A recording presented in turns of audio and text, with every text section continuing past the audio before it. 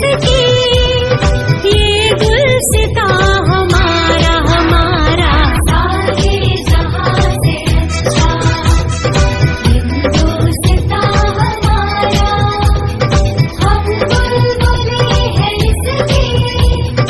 ये गुलसिता हमारा हमारा सारे जहां से अच्छा।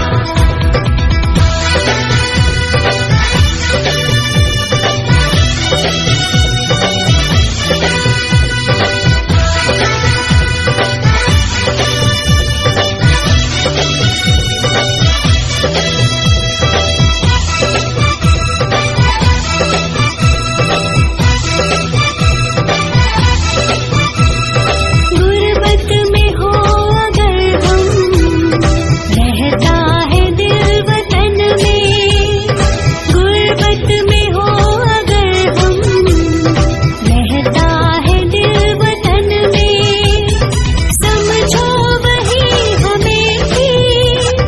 दिल है जहां हमारा हमारा सारे जहां से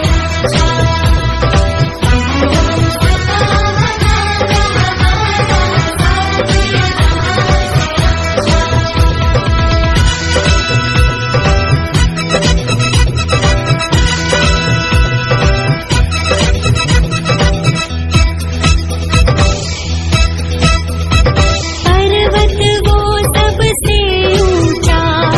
हम साया आसमां का, पर्वत वो सबसे ऊंचा हम साया आसमां का,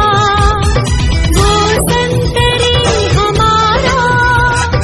वो कासबा हमारा हमारा सारे जहां से अच्छा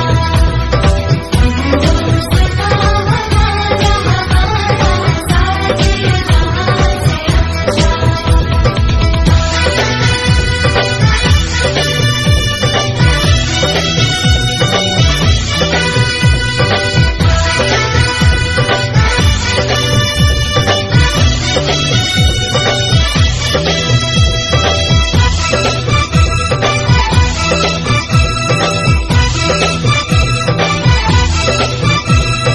गोदी में खेलती है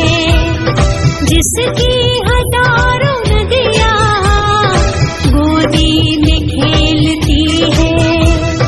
जिसकी